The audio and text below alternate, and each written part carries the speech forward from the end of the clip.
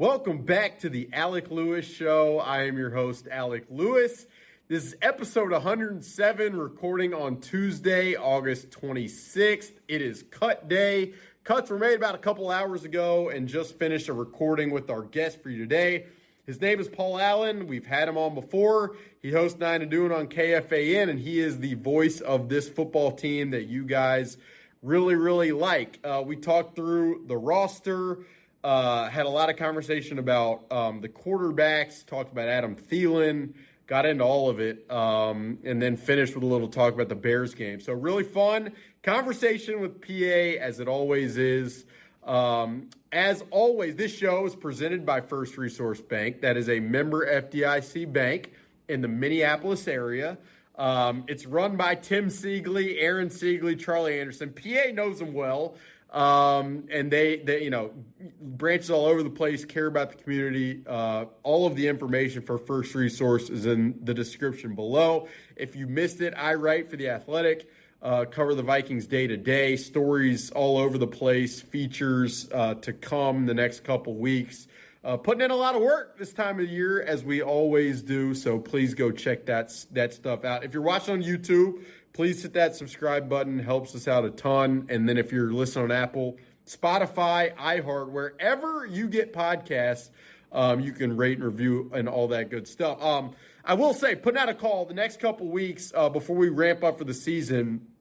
This worked, last year with First Resource. If you guys have a local company, if you support the Vikings, if you think, your podcast, you want any of the listeners of this podcast to know about your company, please send me an email, aleclewis54@gmail.com. Shoot me some of your information, and would be fascinated to have a conversation about potential sponsorship for the 2025 season. We've got some announcements coming through the next couple of weeks, so stay tuned for that. And without further ado, here is Paul Allen talking about the roster cuts and the state of the 53. All right, an in-person episode of the Alec Lewis Show with Paul Allen, the voice of the Vikings. You're in the building. It's cut day. Mm-hmm. How are you? I'm good. This was a different one. They're all different. They're like snowflakes in that they're all the same, but they're different. But with all the college free agents and Brosmer and everything, this was a whirlwind, wasn't it? Yeah, absolutely. The hair looks good today, so I'm looking forward to seeing it at the fair tomorrow. How is the fair? Are you a fair guy? I will say I was out there hosting the show for you. I saw Dan Barrero out there. He liked the fair. It was the most surprising thing that I've, talking to Dan, it was so surprising. So do you like it? And if so, why? I think the older people get or the older I get, generally you'll gain a little stay off my lawn to your personality, whether naturally or not. I'm actually going the other way with the state fair, where I'd prefer to do radio shows in studio or like here with you or something. The clomp to get there can be daunting, but once I get in there, I'm really appreciating the joy that people just genuinely have for collaborating and convening at the fair. So I'm enjoying myself. Do you eat anything when you go out there? No, not really. Usually get there about, getting there early. Yeah, I don't. From what I've been hearing. Coming from Eden Prairie, I don't. I've just waited in traffic and bad lines on Como or Snelling so many times. Now that can ruin somebody's day, at least mine. So I sit in my car for a while. I like to handwrite the radio show. And then when it's done, I'm out because I have nobody with whom to convene or collaborate.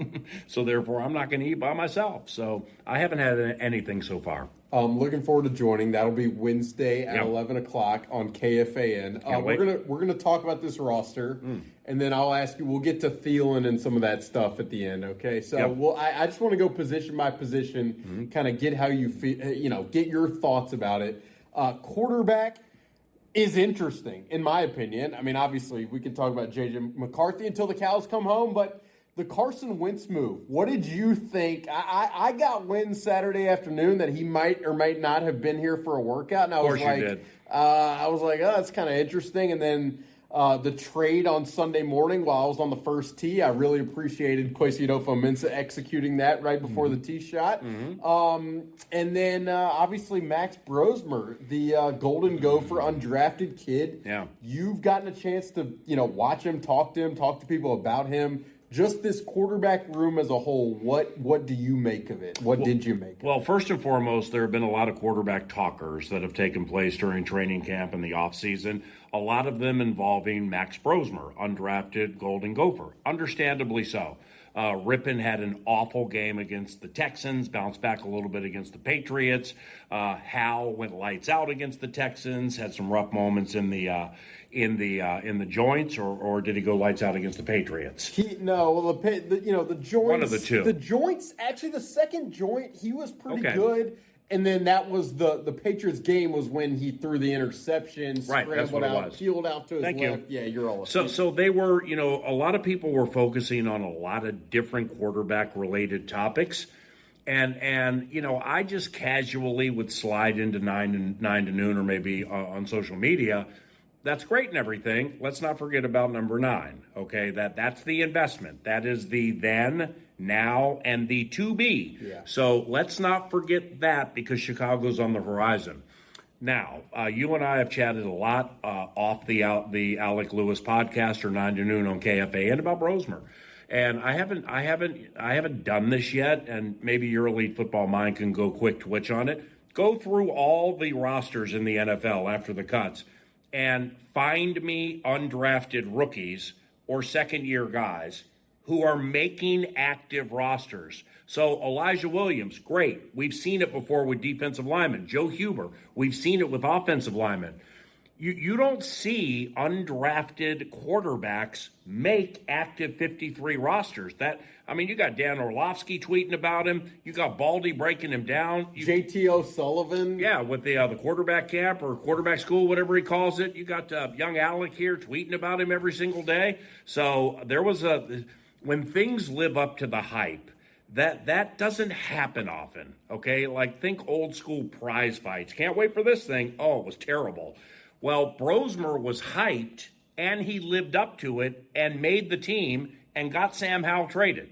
So you just don't see things like that happen very often. The funniest thing to me is, as the Brosmer stuff, after we saw him a little bit in training camp and saw him in the first preseason game, I had a conversation with an AFC executive. Yeah, how was Thomas Dimitroff? And I asked him, I was like, did you look at this? One of his roles is to evaluate college talent. That reminds me, I forgot to text George Payton back. Yeah.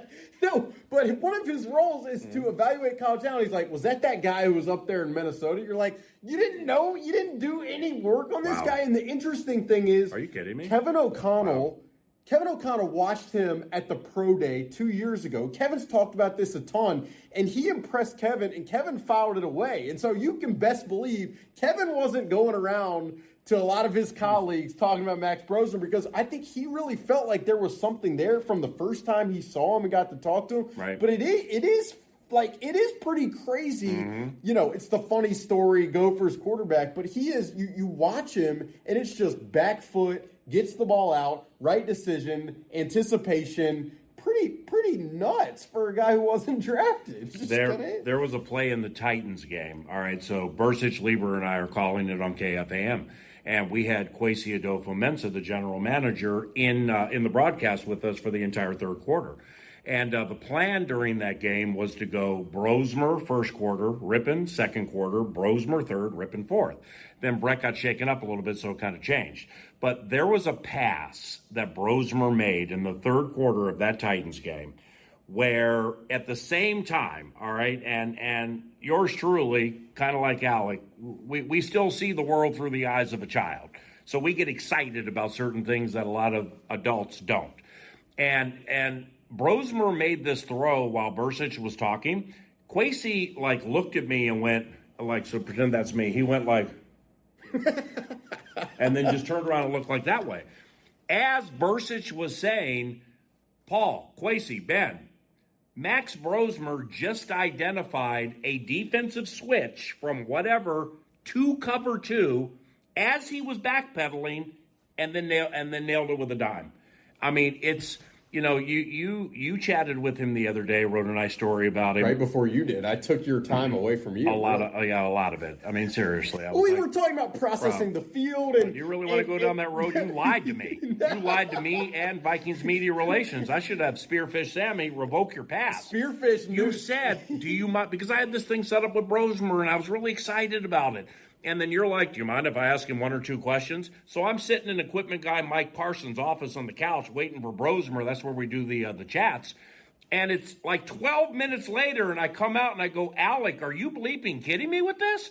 And I'm like, no, you got work to do, too. Well, we were having a great time. He's engaging. We were talking also about his processing ability and how he sees the field. So I really enjoyed doing that. But just quickly on Brosmer, sure. We played that back the next day, last week on KFAN, if you're looking for the podcast. And I don't say this often when I'm talking about players. And, I'm not a hyperbolic guy either. It's just I couldn't figure out how to explain what I just had experienced with Max Brosmer. So I just said, I've done a lot of these with a lot of rookies over a long period of time. This guy's different. He's just different, and it's authentic, and his level of care, I could tell in 20 minutes, was super high, very smart, talked about chess and how thinking about that helps him diagnose plays and things like that, and man, I'm just moved right now because college free agents making teams happens all the time. College free agent quarterbacks don't make active rosters. And he did. Well done. We haven't talked about Carson Wentz. I mean, obviously I brought it up. But did that do anything for you? I love Carson. I mean, I know him a little bit. And, okay. And Carson is an upstanding guy who, it was with Carson. So his second year, he's en route to becoming the MVP. And he tears up his ACL at the LA Coliseum as he was lunging for the end zone against the LA Rams. And this tough sucker stayed in the game and threw his 33rd touchdown. Then they had to take him out. So I'm like, all right, that was the Philly special year when they won the Super Bowl in Minneapolis. Mm-hmm. So I'm like, okay, well, everything changed, right? He was terrible after that, right? No, he wasn't. I mean, he started a bunch of games again for the Eagles, and he had like a 3-to-1, 3.5-to-1 touchdown to interception ratio. So it's not like he fell off a cliff, and you don't get Sean McVay and Andy Reid to bring you onto their team unless you're smart, unless they don't have to worry about you off the field, and unless you're the consummate teammate. So it's great having Carson here. I thought it was pretty interesting. I went back because I'm nuts about this stuff. I went back and I watched the games he played for Sean McVay because I wanted to see like. Are we doing this with JT O'Sullivan? No, I just wanted to see the way that Sean McVay used him. And it was a lot of, what surprised me? There was a lot of quarterback run. Yeah. So just like quarterback run designs. There was a lot of bootlegs, use his athleticism, get him out of the pocket. There was not a lot of like full field progressions. And then I would say the inaccuracy at time, seemed to, spark up a little bit. But the arm strength is obviously there. And so you can imagine, if Sean McVay could find a way to deploy him in a certain facet that Kevin O'Connell would be. I mean, and O'Connell is a limb on the McVay tree. And he will credit him probably as his top mentor, from a coaching standpoint. A lot of respect for each other. But just think about the work those two naturally and authentically, how gifted they are with quarterbacks. I mean, think about that Baker Mayfield Thursday night football game for the Rams. He had been there like 5 minutes. Yeah. I think he led a game-winning drive. And then the Dobbs experiment like here. Yeah, right. The Dobbs experiment here a couple of years ago, what Kevin and that group squeezed out of Josh Dobbs, I'll never forget it. These guys are so smart, but perhaps the A topic off everything we're talking about now with the quarterbacks is who is QB2 at Chicago. Yeah, I think Carson Wentz. I mean, really it's just not, being here 2 weeks. I mean, we'll see what happens in terms over the next couple weeks. I think you're right. It's not. And I just want to make this very clear because maybe that gets aggravated or whatever. Like, it is not for me saying that is not at all a reflection or referendum about what they feel about Max Brosmer. No. It's more a matter of to be one snap away this early in his NFL career. That is I'm on the other side of it. That is okay. And I would say, like, if Max Brosmer's thrust in there, I don't know if it'd be too big for him, but you just don't, like, this, very well. Kevin O'Connell and these guys, they view development in a long-term capacity. That's and true. with a guy like Max Brosmer, they don't want to spur his development, rush it very quickly, and then potentially ruin a guy's confidence so early. So I get. Yeah, I'm with you. I You're get right. like if anybody comments and they say like the folks listening, if you're like that's nuts, Max Brosmer should be the 2. I understand it. I just think these guys think so big picture, which I appreciate because we all get so caught up in these week kind of sample sizes. Well, with Brosmer, to have him as the 2 into that Bears game would be because he knows where the bones are buried with this offense more than Wentz. Carson played with Sean McVay, so therefore the tendencies and words and verbiage and all that. So, yeah, you're probably right. But, again, I mean, Max Brosmer, seriously, well done, man. Yeah. Does the running back room, to segue from quarterback, does anything about that room and the construction of it, is anything worth talking about for you? Not really. CJ Ham heading to IR. That's not preferred. So Xavier Scott and Ty Chandler, both in the mix. Now, that's good for Xavier Scott. Ty's been on the team. They're both good at special teams, but I wasn't sure what they were going to do there. Maybe C.J. Ham heading to IR kind of played into that a little bit. But I'm a Xavier Scott guy, and his level of try and his work on special teams. He's had a great preseason. He'll help this team. He's had a great preseason, Xavier Scott. He can catch the ball. He's been great in the screen game. Even, running the ball in these preseason games, he's found against the Titans ones the other night. He ran for like a 23, bounce it outside, 23-yard gain. I was with you where I didn't really know what they were going to do here.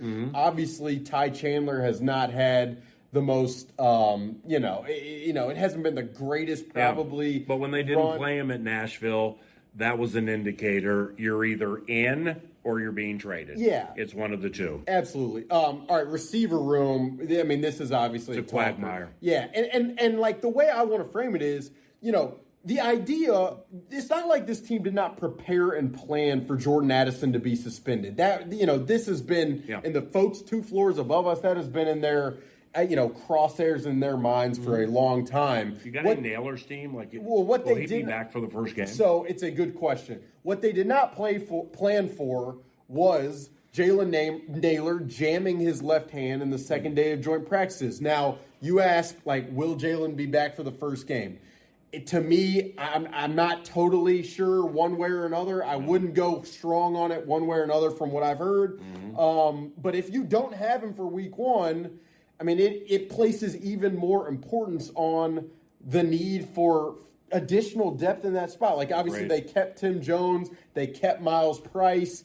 I don't know how much confidence you can really have. Great. And even with Ty Felton, the rookie, he's got an intriguing upside, but they need an experienced receiver, and that's why the Adam Thielen conversation has been as prevalent as it's been, specifically because this is not an offense that is easy to learn and apply in a 13-day span. You know that very well, having listened to these players talk about this offense as many times as they have. Well, I do happen to believe that where there was or is smoke, that there could be some fire with Adam Thielen and the Carolina Panthers. I mean, you're looking at cryptic tweets and Instagram things being sent out by family members.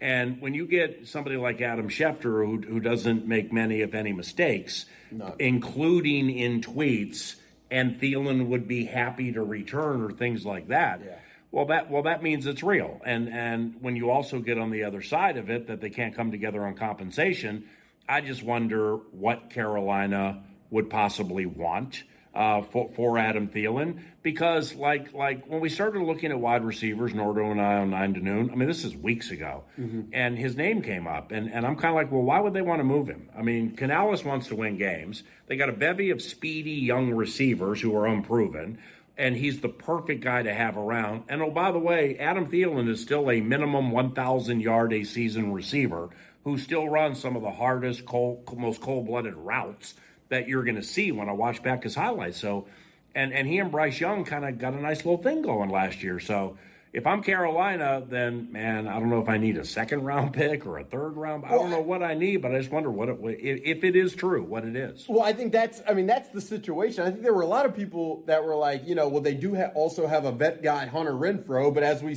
learned Tuesday, the Panthers released Hunter Renfrow. They were not in love with what they got from him. And so Carolina's known the entire time, like he is their veteran slot receiver who caught 60 passes last year while also missing 7 games at a time where Bryce Young really started to trend up. And yes, they have intriguing Ted McMillan. He's intriguing. Jalen Coker. He had a pretty good year last year. Xavier Legette. Like they have Jimmy Horn Jr., your guy. They have some young. Did he make the team? Good question. I should probably know that, but I would expect. He was either undrafted or a deep draft pick. He might lead the NFL in punt return touchdowns. You heard it here first. Alec Lewis Show podcast. You love Jimmy Horn Jr., but if you're Carolina, and to your point, if you're Dave Canales and you need to win games, if you're not just because Adam Thielen does want to come back and you're not just going to give him away. And if you're and similarly, if you're the Vikings and if you're Kwesi Adofo-Mensah and this front office and this coaching staff, how far are you really going to dip into your bag of picks for a 35-year-old on a 1-year? Like it is a challenging kind of situation. But they need a receiver. The segue is if it's not Adam Thielen, like there's just not a ton of loaded options. I mean, from the heart, FICA, Fairness and KJ Osborne Act. I don't know if he's the right answer.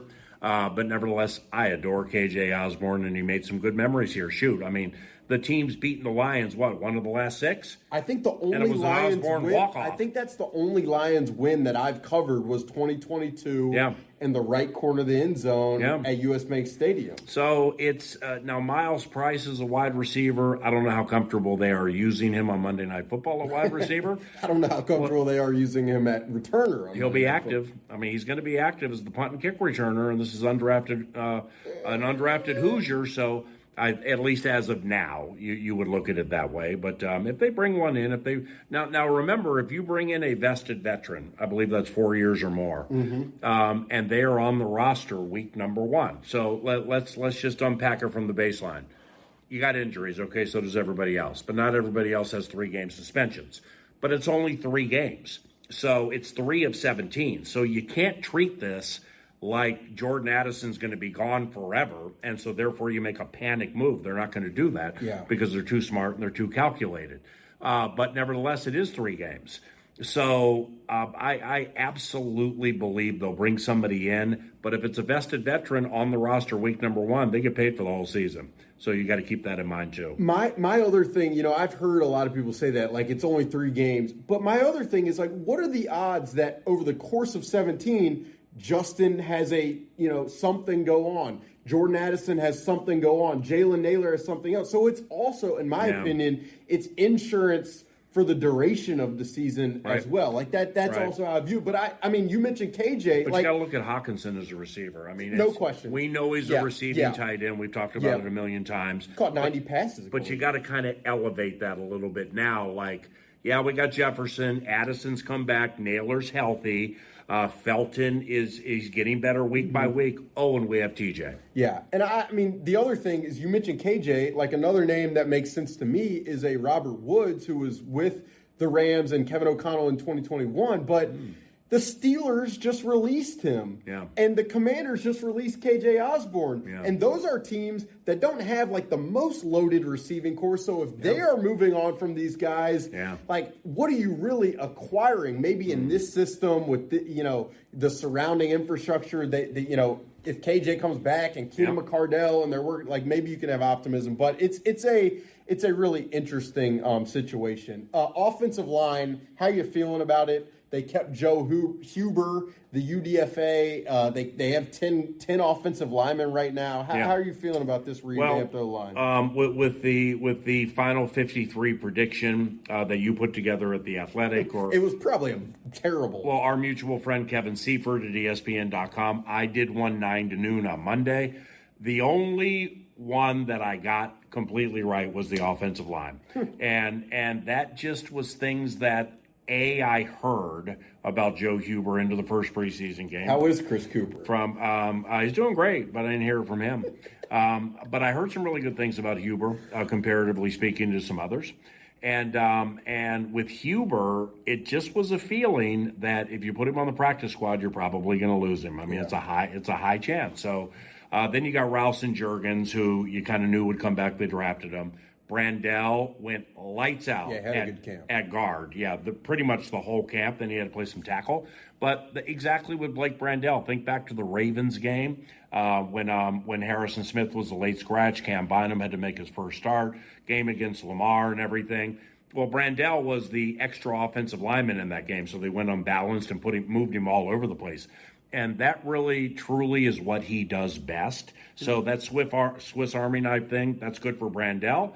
And then you get to Huber. But to keep 10, you got to pull from somewhere else because generally it's 9. So good for Joe Huber, good for these college free agents. Yeah, I mean, and I guess, like, where are they pulling from? I mean, right now, and this is a leap. We'll get back to defensive line, edge rusher, linebacker.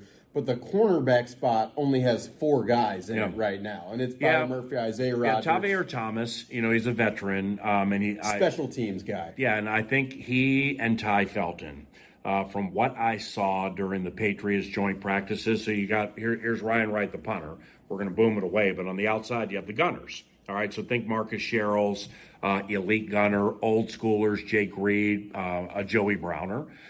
So those positions, Najee Thompson of late, those positions are important.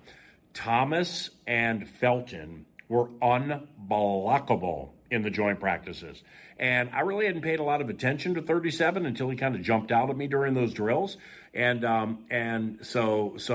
he plays corner. He can play corner and safety. He's got some hybrid to him. I think a lot of this, Alec, comes down to is what are they going to get out of Jeff Okudah?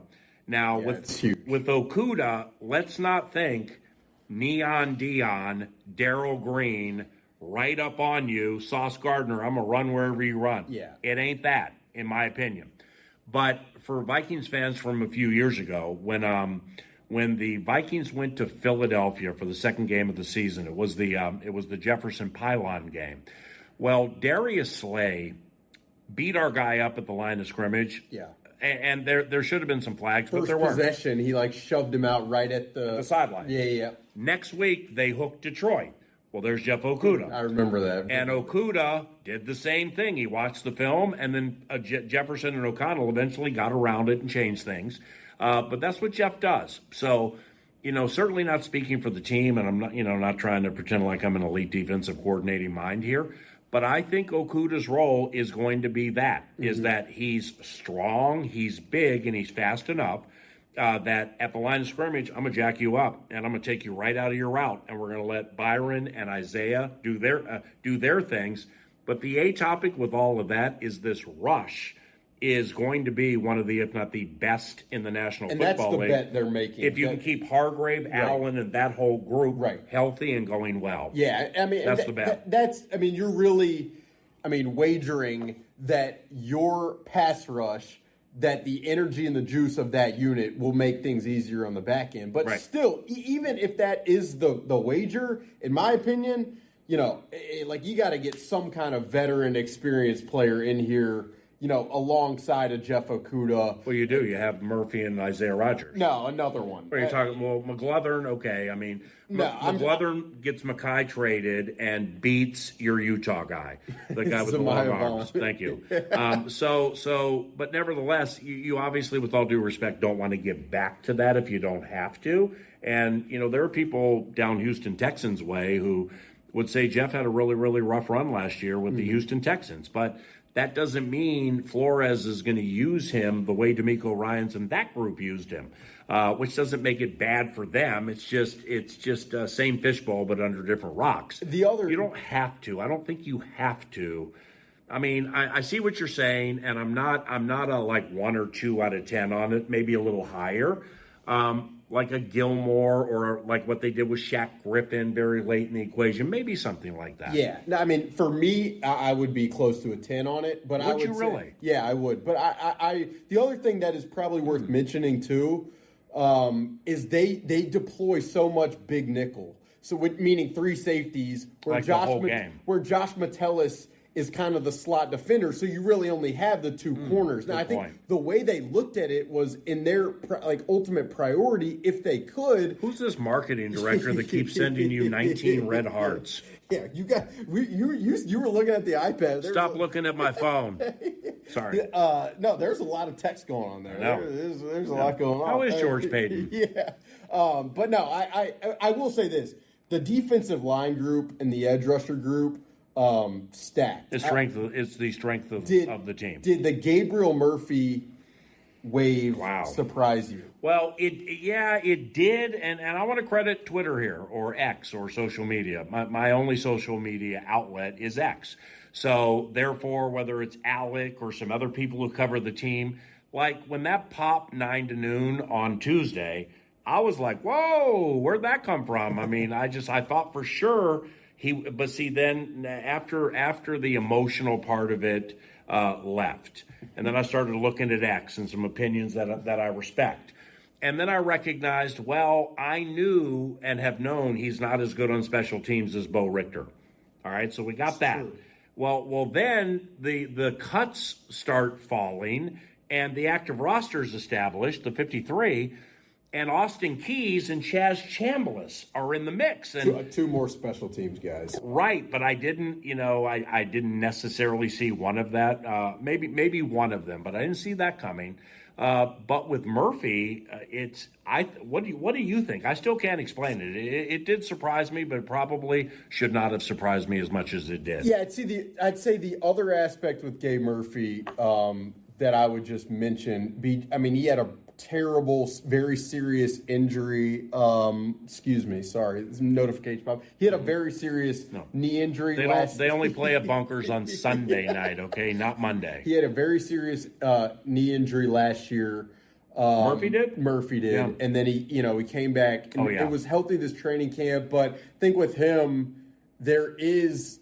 Or was, or kind of, the risk of re-injury exists, and the other aspect is Chaz Chambliss. You mentioned Austin Keys and Chaz Chambliss. Chaz Chambliss really is it Chambliss or Chambliss? Chambliss. No, well, see, you're a baseball guy. You covered the Kansas City Royals. These newbies need to recognize old school. First baseman, New York Yankees, the Reggie Jackson teams. Chris Chambliss. Hey, I wonder if he's related to him, but nevertheless, it's Chambliss. That'll be something you ask him on one of the drive-bys after he forces a fumble on a power turn. No, Chaz Chambliss, it seemed like they really liked him internally. This is a bold thing to say, but when he was first signed as an undrafted free agent, there was some description of kind of Van Ginkel-ish, football intelligence, sees the game, kind of a tweener body, can rush, can play in coverage. So interesting player. All of those can kind of get people cut. Well, he's a defensive player who played for the Georgia Bulldogs. So therefore, so did Lewis Seen, and I guess we're happy for Bulldogs, but.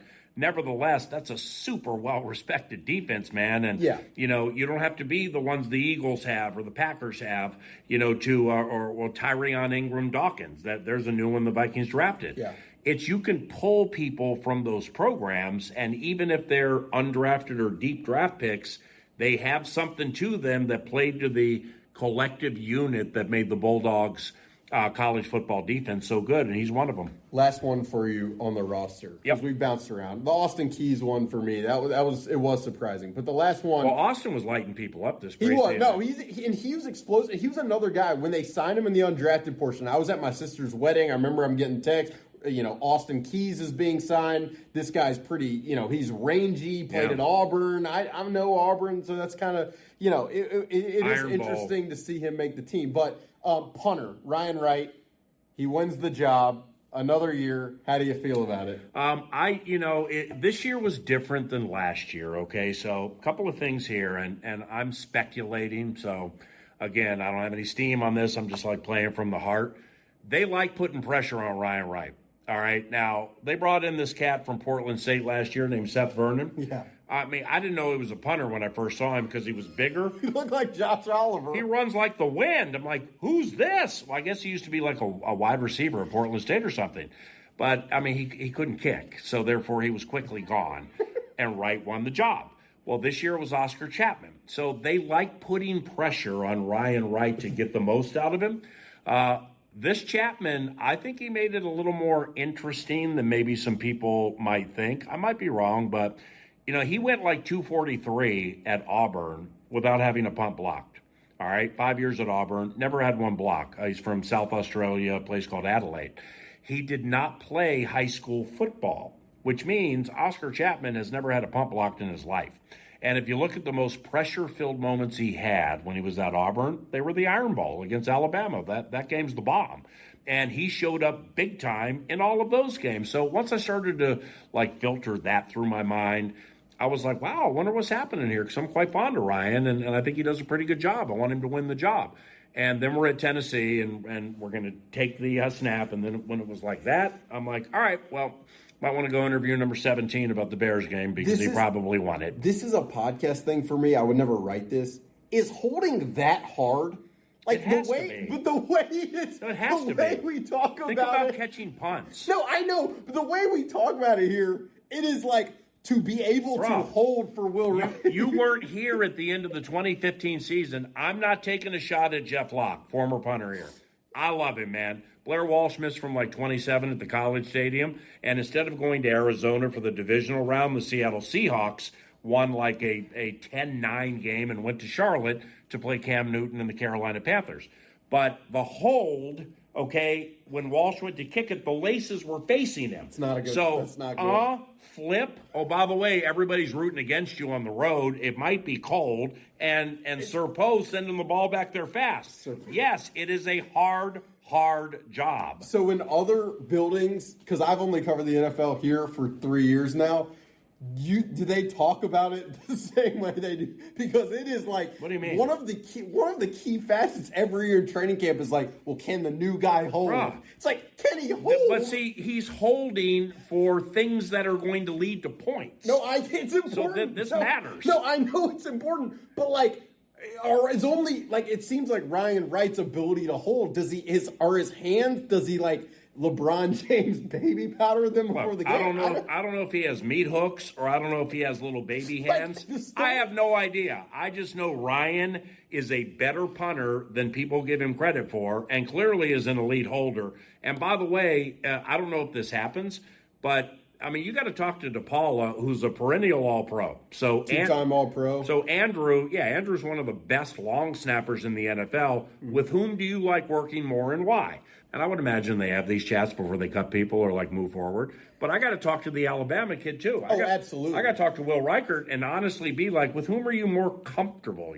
And none of this is Ryan Wright has done a great job holding. It's kind of a thing that I've thought a lot about. Is there anything else besides Thielen? We talked about corner. Anything else percolating that strikes your fancy? That's it. We got 13. Yeah. We got 13 days until football. It's unbelievable. This is. Ben Johnson and that big deal he got to be a first-year coach in the NFL, playing Brian Flores and J.J. McCarthy from LaGrange Park, Illinois. I've heard. Making his regular season debut at Soldier Field. The receiver situation we just talked about is going to factor into the game. Doesn't it feel like in that game, even without C.J. Ham, that they're going to run the ball 40 times? Is Kevin O'Connell and this offense, are they, of course they're capable, but they're going to look at a game plan and they're going to put together whatever it takes to win. Man, that might involve running it a lot in that game. What about first snap in the game? JJ trots out there and is Jordan Mason and Aaron Jones on the field? Oh, they're positioned right next to J.J. McCarthy. What is it? It's a split shotgun. Yeah. No, here's and I've said this 9 to noon. Pony package. A pony package. You want to go 5 wide, empty with a wham block and a shallow cross. I'm in. Here's what I hope they do. The first play is I put McCarthy. Okay, so they're not going to 7-step drop this kid. They don't have Addison. We're happy for your new offensive line. Dennis Allen might think and say. I put that kid on a 7-step drop, and I send Jefferson right down the field. And, JJ, let's make sure it's not intercepted. Let's preferably complete it. but let's get them to loosen these strings a little bit, man, with these safeties and linebackers that I think are coming against J.J. McCarthy, because they just, they know that O'Connell's probably going to build him slowly, and that might not entail a lot of 7-step drops. So I do it first play of the season, chuck that sucker up deep, have one of your favorite players, Jaquan Brisker, go, who knew? Wow, who knew? I didn't know you could throw the ball like that. Another question I'd have is Jalen Johnson going to play in the game? Like, Ben Johnson's been asked about it, and he's like, that's the target for us is week one. It feels like a little gamesmanship going on with that. What do I look like, Leslie Frazier or Jeff Fisher, part of the 85 Bears defense? Doug Plank? I got no idea. Doug Plank. PA, thanks for helping. You're the best, man. Love your podcast, bro. Thank you. We will talk Wednesday, 9 to noon from the State Fair, and then we'll probably talk after that at some point. Yes, sir. I'm in. All right. Why does this marketing director keep sending these hearts? And that'll do it for episode 107 of the Alec Lewis Show. Appreciate you guys being here. Hope you enjoyed listening to that conversation as much as PA and I, had fun doing it. The show is presented by First Resource Bank. We will be back with an episode later this week. In the meantime, please do a couple things. Check out the stories at theathletic.com. Subscribe to this podcast on YouTube and rate and review on Apple and Spotify. And keep us locked in. Any questions you got, put them in the comments, and I'll get back to you. Or find me on social media at Alec_Lewis. Thank you guys for listening. We will talk to you very, very soon.